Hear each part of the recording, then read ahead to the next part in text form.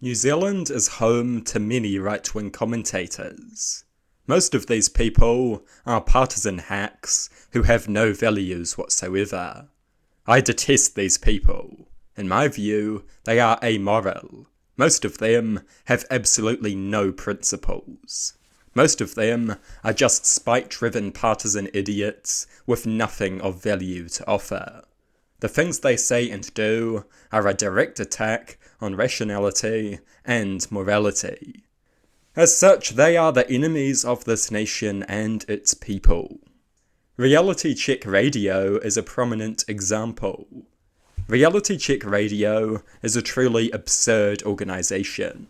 They post the most ideological content imaginable and then pretend to be beyond ideology. Even when all of their political commentators spew generic right-wing nonsense 24/7.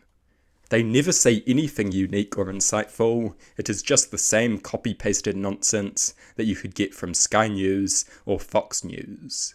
Like any right-wing media, their primary purpose is using mindless culture wars to deceive people into voting against their interests. Vote for the anti-worker donor-serving party, they will teach the woke people a lesson. This is essentially their message. Cam Slater is one of their most prominent commentators. Cam Slater is essentially a troglodyte with a microphone. Everything about him screams low IQ cave person. Even when he isn't sitting there absent-minded and drooling, it just kind of feels like he is. He is that kind of person. His entire shtick is just provocative, right-wing hack commentary. And of course, he loves Israel. Anyone who loves Israel is an enemy of this nation.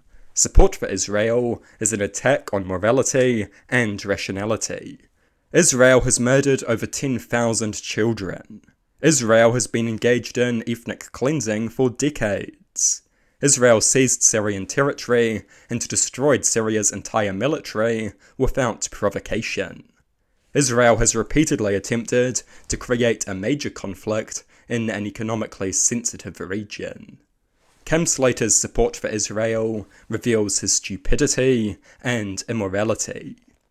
Annie O'Brien is another notable right-wing commentator. She played a major role in the recent Benjamin Doyle controversy. On platforms like X, she has quite a strong following. In my view, Annie O'Brien is a total joke. She is the kind of person who wants to be a significant public figure, but screeches whenever someone criticises her.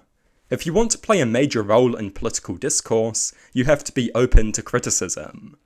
Her entire brain-dead ideology revolves around having mindless spite for transgender people. She claims to be anti-trans in the name of women's rights. In reality, she is just a hate-driven bigot. She would endorse an anti-abortion sex offender if they promised to be anti-trans. I mean, that is literally what she did. She endorsed Donald Trump, a man who brags about sexually assaulting women and has been found liable for rape. A man responsible for demolishing abortion rights and making misogyny great again. But he is anti-trans, so he gets the feminist endorsement. It is so embarrassing. Imagine being that amoral and hateful. I have to imagine, because I am not like that, and I never will be. I neglected to include a caricature of her because I know she is enormously insecure, and I don't go for low blows like that. Also notable is Duncan Garner. Duncan Garner is a mindless piece of trash. He wants Shane Jones to be Prime Minister. Shane Jones, the alleged nationalist who wants to let foreign companies plunder the nation's resources. Shane Jones, the self-proclaimed nationalist who imports foreign culture wars to divide the nation for his own political gain. Shane Jones, who has a history of taking money from the industries that he is supposed to be regulating. Shane Jones, who wants Maori Party MPs jailed. I mean, I detest the Maori Party as much as anyone, but I believe in democracy. Shane Jones apparently doesn't. Duncan Garner is desperate for views. He has taken to regurgitating generic anti-Maori rants to appease the legions of losers on the internet. This would usually not be notable, except that Duncan Garner has Maori children, which makes this conduct especially odious. The other day I watched one of Duncan Garner's videos. He was interviewing David Seymour. His anti-Maori rant was so vile and disgusting that even David Seymour seemed to find it highly off-putting.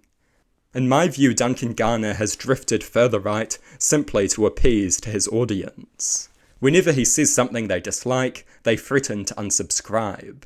My audience used to do the same. I said good riddance, and now my audience is made up of decent people, not fools who want to be hand-fed partisan propaganda.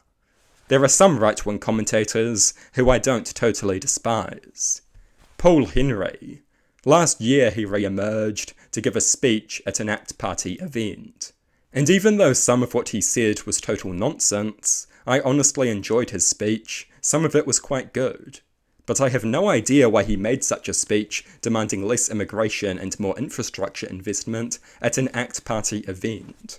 I think he has the wrong party.